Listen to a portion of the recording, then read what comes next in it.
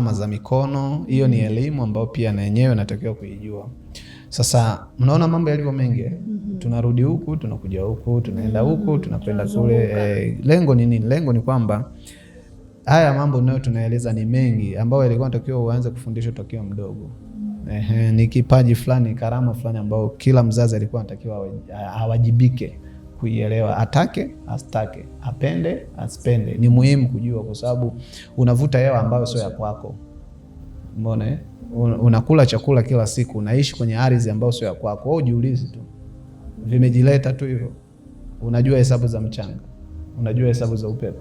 Haujui. Sasa kama hujui, kwa nini usijifunze ukajua? Kwa kama unavyoona vishara katika udongo, katika mmea, na wewe pia mwili wako hivyo hivyo una ishara na alama. Kwa sasa inaenda vipi kwenye kuoa na kuolewa au kujua na kuolewa naye? Ni muhimu, kwa sababu ramani ya mkono inakupa kujua nini cha kufanya au kuolewa na nani. Tarehe na mwezi vinakupa kujua nini cha kufanya. Sawa. Nyota kule angani na sayari zinavyozunguka, kwa maana ya maelekezo ya siku Jumatatu mpaka Jumanne, ile solar system inakufahamisha kwamba juma fulani haitakiwi kuingiliana kwenye mahusiano, kwa sababu kuna sayari fulani inazunguka inaitwa Mars. Inaitwa Mars. Mars ni sayari ya moto. Kwa kama ni sayari ya moto, hii siku sio nzuri kwa watu fulani. Sio, umenielewa siku ya Jumapili si nzuri kwa watu fulani waliozaliwa mwezi fulani. Siku ya Jumatatu haitakiwi kufanya kitu fulani kwa watu fulani. Naona sasa kila mtu anakaa anakaa saiko yake. Sasa nyie ambao mmeoana hapo, inawezekana mmeoana katika migongano ya kuto kujua. Hapo kuna vitu vitatokea katika mahusiano yenu. Kuna issue ya kitabia, simeelewa, itatokea, mtagongana kwa sababu ya msukumo, hisia ya sayari ya siku hiyo ni moto, ukali, msukumo ambao wewe unashabiana nayo katika kuzaliwa. Sawa. Na huyu sayari yake ni ya baridi au ni ya moto pia. Sawa. Wote ni wa moto. Huyu ni wa moto na huyu ni wa moto. Hakuna anayempoza mwenzie. Mmeoana, alafu mnaenda kufanya hiyo kitendo cha nini, cha sex siku ile ile tena ya moto. Maana yake ni kwamba mlipuko yao sasa, huo mlipuko wake sipati picha. Umeona? Basi ndio maana mara pengine changamoto zinakuwa nyingi sana. Kwa hiyo ni vizuri kujua hivi vitu vinaenda kwa balance. Kama ilivyo baridi inatakiwa iwe na joto, haitakiwe moto na moto. Moto usipokuwepo, baridi itateki place.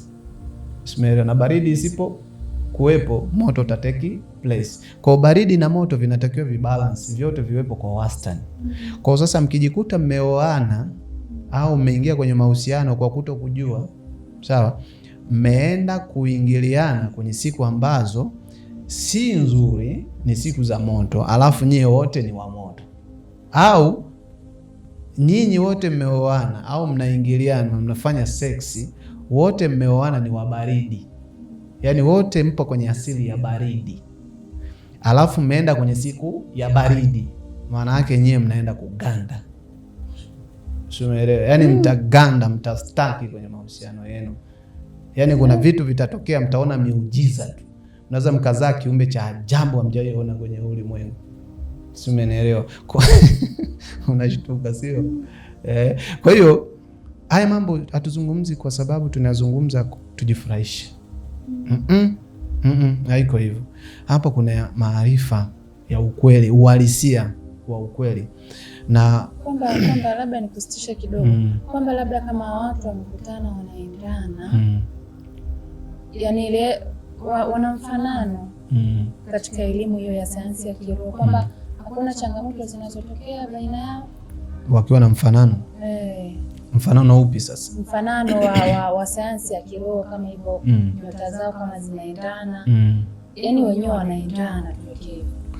Na tunaposema kwamba wanaendana, maana yake tunazungumzia tabia za hizi sayari. Sawa, tabia za sayari zote ni kali, ni za moto. Maana tunaposema sayari, maana tuzungumzie tabia sasa. Kwa hivyo kwa maana hata kama wanaendana lakini kuna siku anatakiwa kubalance. Kama huyu ni wa moto sana, huyu anatakiwa bali. Kama huyu ni mkali sana, huyu anatakiwa awe mpole. Ndo hiyo lugha zinazotumika sasa. Ndo hizo lugha zinafanya utavumilia mpaka lini? Hizo ni chochote. Sasa hapo kuna kasayansi. Narudia tena hapo kuna kasayansi sasa hapo ka kiroho ambako sasa unatakiwa ukaelewe. Sawa kasayansi kenyewe ni hapa. Ndugu zangu, sawa, ngoja tuelekezane. Kasayansi ni hapa. Kweli wewe ni wa moto na huyu ni wa moto, huyu ni wa baridi, huyu ni wa hivi, sawa. Hamjaachwa tu, kuna vitu unatakiwa uvitumie ili kubalance ile nguvu. So unaona sasa vitu vinavyosaidiana sasa hapo. Ndio maana nakwambia aka ni ka package. Kakuzaliwa aka tarehe aka ni ka package. Kakujua siku, mwezi, tarehe, muda na ni kipindi gani ni ka package. Kana maelekezo. Haya, wewe umezaliwa siku ya Jumanne, chukua mfano. Sawa Ka package kako kanasema hivi. Wewe ni nyota ya Aries. Sawa? Siku yako ni siku ya Jumanne. Siku yako ya bahati au siku yako ya kufanya maombi. Maelekezo kwamba siku ya kuji-update, kuji-upgrade ni siku ya juma ngapi? Jumanne. Sisi tunaelewana vizuri. Lakini hiyo siku ya Jumanne umepewa maelekezo ya cha kufanya. Sawa? Kuna vitu unatakiwa uwe navyo. Cha kwanza, uwe najua aina gani ya nguo unaivaa siku hiyo. Rangi gani? Ile nguo ni ishara ya nguvu. Ile rangi ni ishara ya nguvu. Kumbuka rangi ina uhusiano na nguvu za asili. Hilo la kwanza. Lakini la pili, kuna mimea gani unatakiwa uitumie siku hiyo Jumanne? Mimea ya kula, kujifukiza, ya kuoga, ya kufanya nini, chochote, yani vyakula kwa ujumla, in short. Perfume. Aina gani ya perfume au mimea gani iliyotumika kutengeneza hiyo perfume uitumie ili kupunguza makali ya siku ya Jumanne ili uweze kubalance mwili wako. Sio, tumeelewana vizuri? Haya, kuna nini kingine? Kuna madini. Madini haya tunaona madini haya yanauzwa haya. Vito. Madini kwa maana ya dhahabu, sio vitu gani, maana madini yanayoko ardhini haya. Kuna vito. Kuna vitu kama hivyo vipo. Unatakiwa kujua mimi ni madini gani natakiwa kuvaa. Sawa, either kwenye pete, kwenye bracelet, kwenye nini, kwenye cheni, kwenye nini. So unaelewa? Hivyo viweze kubalance ile nguvu yangu ya asili. Ili mwenzangu hivi si mzuru. Umeona, vile vitanipa mwongozo, vitani adjust kwenye mambo yangu ya kitabia, kwenye mambo yangu ya riziki, kwenye mambo yangu ya nini, vina adjust, vina balance ili wewe kuwe na ukinzani mzuri. Usiwe wa moto sana na usiwe baridi sana, viweze kukubalance. Ndio maelekezo ninayozungumzia. Sasa kama una maarifa haya, sawa, wewe unaishi tu, ni mradi unaishi. Maana yake utakuwa unakutana na mitihani ambayo mingine ulikuwa unatakiwa uwe na vile vitu ili vikusaidia kukupush. Umeona Sio, unanielewa? Ndio maana hata kwenye mpira huwa kuna wachezaji, kuna namba 2, kuna namba 3, kuna namba 4, si ndio? Kwa nini asicheze mchezaji mmoja? Simora, ili hao wengine wampushi aende. Wampushi afanyaje? Aende, wanamsogezea mpira namba 9 akafunge. Kwa ndivyo ilivyo na sisi hivyo. Kwa sisi tuna vitu tunatakiwa tutumie, vyakula, mimea, wanyama, sio vitu gani, madini. Umeona, hivi natupa support, kutukinga, umeona, kutulinda, kutuongoza na nini. Sasa maelekezo hayo huwezi kuyapata kama hujaandika hii mifumo yako ya kuzaliwa. Unapataje? Utajua wewe unavaa nini? Utajua unakula nini? Unaishi wapi? Kwa sababu hata kuishi nako kuna maelekezo. Wewe umezaliwa kwenye sayari za moto. Hutaki kuishi kwenye miji au mikoa yenye joto. Itakusumbua. Sio, umeelewa? Itakusumbua, hata uingizaji wako wa riziki utakuwa ni wa nini? Nini tunasema? Vitu havikai, yani mambo hayakai, yani unaona tu ekaeka ni nyingi, yani mambo yaeleweki. Sio, kwa nini? Kwa sababu hujuna maarifa ya hichi. Sasa kama ninavyoeleza ndivyo hata kwenye mahusiano ya mapenzi, hutojua nani ni nani wa kuoa naye, kuolewa naye. Kwa mfano nitasema mfano wenye nyota ya Aries, wanaotakiwa kuoa au kuolewa wana nyota ya Aries ni kina nani? Umeelewa? Zipo nyota ambazo unatakiwa kuoa. Sio, umenielewa vizuri? Maelekezo kwamba kuna nyota zina mahusiano. Nyota fulani Aries ina uhusiano labda na Scorpio labda na nini na Lion, umeona, Simba, au labda tunaweza kuzungumza Sagittarius, tunaweza kuzungumza Aquarius na nini, umeona, au mbuzi na nini kwa Kiswahili. Kwa hiyo umeona, kwa kila nyota pale zina uhusiano wake. Kwa hiyo siku utapokuja kuunganisha sasa uhusiano wa nyota, sawa, katika mahusiano, ujue nyota fulani inaendana na nyota fulani, nyota fulani inaendana na nyota fulani. Sisi tumeelewana? Hiyo andaa hiyo mada tuje tuwaelekeze watu. Inakuwa sio kwenye mahusiano tu ya kimapenzi, hata biashara vile format ni ile. Ina maelekezo. Ni vyema kujua nyota yako kwenye mfumo wa biashara ikoje. Sio kila mtu ameletwa kwenye dunia kuja kufanya biashara.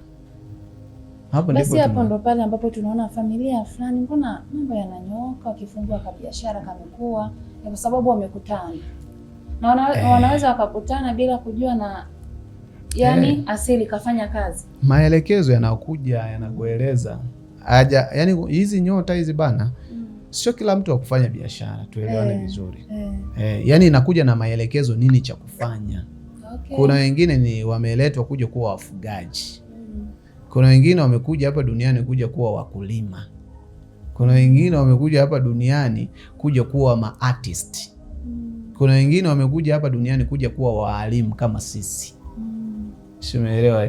Kuja kuwa mahila, waponyaji, waganga. Kwa hiyo kila mtu ana maelekezo yake. Wengine wamekuja kuwa viongozi kama wenye nyota ya Aries. Maana Aries nayo ina viongozi, ina hila na ina teachers, walimu, yani wa kufundisha. Umeona? Kwa hiyo kila nyota ina maelekezo. Kwa hiyo unaweza kuwa unajikuta unapiga ngoma Kisukuma, unacheza kikabila cha Kizaramo. Kwa hiyo ni vyema kufahamu hayo, kwa sababu yana maana kubwa katika maisha ya mtu na mtu. Hasa pia kama wewe umekosea, jitahidi watoto wako, kizazi chako. Sawa, nashukuru mwalimu kwa maelezo mazuri ambayo yanatujuza vitu wengine ndo kwanza tunavisikia. Pengine cha kumalizia kwa kushauri wale ambao wanatizamia kwenda kuanzisha mahusiano ya namna hiyo. Ulimwengu wa kiroho unahitaji ujuaji.